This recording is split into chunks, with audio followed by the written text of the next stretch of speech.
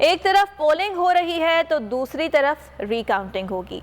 बात NA 249 की। Election commission ने नून लीग के उम्मीदवार मिफ्ता इस्माइल की दरखास्त मंजूर कर ली। NA 249 के ज़िमनी इलेक्शन में डाले गए वोटों की दोबारा गिनती का हुक्म दे दिया गया। तमाम जमातों को कल सुबह दोबारा गिनती के लिए RO ऑफिस पहुंचने का हुक्म दिया गया है। मिफ्ता इस्माइल के वकील सलमान अकरम राजा ने मौक़िफ़ इख्तियार किया है कि सारा मामला मशकूक हो चुका है। हल्के में दोबारा ज़िमनी इंतखाब का भी मुतालबा कर दिया। PP रहनुमा कादिर खान मंदोखेल के वकील लतीफ़ खोसा ने मौक़िफ़ इख्तियार किया कि ये बिल्कुल बिला जवाज़ है। उन्होंने हारने से पहले कोई दरख्वास्त नहीं दी।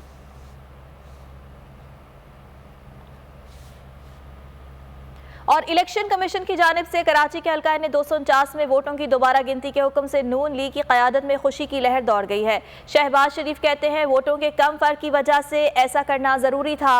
मरियम नवाज ने ट्वीट में कहा वोटों की दोबारा गिनती से उम्मीद है मुस्लिम लीग नून जीत जाएगी। जबकि राना सनाउल्लाह ने कहा इंतखाबी अमल पर फरीक़ैन का इत्मीनान ज़्यादा ज़रूरी है। शाहिद खाकान अब्बासी ने खदशा ज़ाहिर किया कि सिंध पुलिस वोट ख़राब करेगी।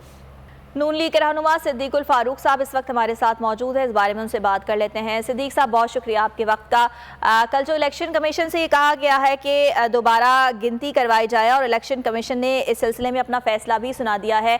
अब आप क्या समझते हैं कि अगर एक मरतबा फिर फैसला पाकिस्तान पीपल्स पार्टी के हक़ में आ जाता है तो क्या आप लोगों को ये फैसला मंजूर होगा? जी बिस्मिल्लाहिर्रहमानिर्रहीम। जाहिर है जी, दोबारा गिनती होने के बाद फिर जो भी नतीजा आएगा वो तो हमें कबूल करना होगा। ठीक है, करेंगे इंशाअल्लाह। लेकिन शाहिद खाकान अब्बासी ने दूसरी जानिब तहफ़्फ़ुज़ात का भी इजहार कर दिया है कि सिंध पुलिस कुछ घपला कर सकती है इस बीच। ये मैंने भी कल कहा था, लेकिन फिर चारा कार क्या है, वो तो इम्कानात हैं।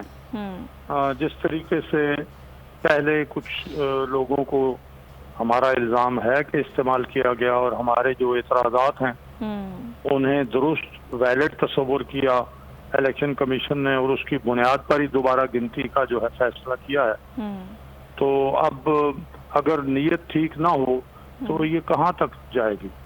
बहरहाल मैं समझता हूँ कि जब गिनती हो जाएगी तो फिर हमें फैसला चारों नाचार कबूल करना होगा। ठीक है सिद्दीकुल फारूक साहब, जैसा कि PTI की जानिब से मुतालबा किया जा रहा है कि यहाँ पर रीपोलिंग करवाई जाए, इस बारे में आपकी जमात का क्या मौक़िफ़ रहा है? देखिए, जहाँ तक दस्का के इलेक्शन का ताल्लुक था वहाँ फायरिंग और दूसरे वाक़यात और इतनी बड़ी तादाद में अफसरान का अगवा, उसके नतीजे में वो जो खौफ की फ़ज़ा पैदा हुई और वोटर्स को वोट डालने से रोका गया, नताइज इस बड़े पैमाने पर तब्दील किए गए, तो वो सुप्रीम कोर्ट इलेक्शन कमीशन ने उसकी बुनियाद पर कि पूरे हल्के में गोया वोटरों को तबदरा धमका देने से रोका गया, इस बुनियाद पर पूरे हल्के में रीपोलिंग हुई। यहाँ ऐसी कोई बात नहीं है। ठीक है सिद्दीकुल फारूक साहब, ये भी फरमाइएगा कि आज PP 84 में भी इंतखाब होने जा रहा है, बल्कि वहाँ पर पोलिंग का आगाज़ भी हो चुका है, तो उस बारे में आप क्या समझते हैं? क्योंकि वो नशिस्त नून लीग के पास ही थी, अब अगर फैसला तब्दील होता है तो क्या फिर आप लोगों की जानिब से यही कहा जाएगा कि यहाँ पर भी धांधली हुई है? वहाँ पर सिचुएशन क्या है इस वक्त, आपके पास क्या खबरें आ रही हैं वहाँ से?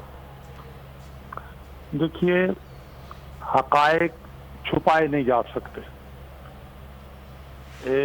जब धांधली होगी, आजकल तो सोशल मीडिया का दिन है, वक्त है, हर एक के पास मोबाइल फोन भी है। एक सेकंड में खबर एक शहर से दूसरे शहर में पहुंच जाती है। तो जब हक़ाइक़ छुपाए नहीं जा सकते तो धांधली अगर वहां होगी वो सामने आएगी, तो फिर नताइज तब यानी अगर नताइज गलत होंगे फिर कैसे। लेकिन अगर धांधली नहीं होगी, पोलिंग भी पुरअमन होगी, इलेक्शन कमीशन के तमाम ऑफिसर्स अपना किरदार ठीक अदा करेंगे, फॉर्म 45 ठीक तरह से फिल करके दस्तखत करके ठीक वक्त पर पोलिंग एजेंट्स को दिए जाएंगे, ठीक नताइज मुरतब होंगे, तो क्यों जनाब अली हम ये कहेंगे कि यहाँ धांधली हुई है। ठीक है, मुस्लिम लीग नून के रहनुमा सिद्दीकुल फारूक साहब हमारे साथ मौजूद थे। NA 249 में दोबारा वोटों की गिनती के हवाले से हमसे बात कर रहे थे। बहुत शुक्रिया। ए नूरे खुदा नूरे बसीरत की तलब है, रमजान का सदका तेरी रहमत की तलब है। मख्फी है इसी माह में रहमत के करीने, गर्दाब से निकले हुए बख्शिश के सफीने, गोया है तेरे इश्क में हम सब बराबर, मजलिस को तू गुलदस्ता फिरदौस बना दे, रिंदों को सनाए शहलौलाक पिला दे, तू शम्मे कलम को यदे बैज़ाई अता कर, बच्चों को तो इफ्तार में तस्नीम अता कर। रमजान मुबारक की खुसूसी नशरियात रमजान में बोल, सिर्फ बोल एंटरटेनमेंट पर। रमजान में बोल।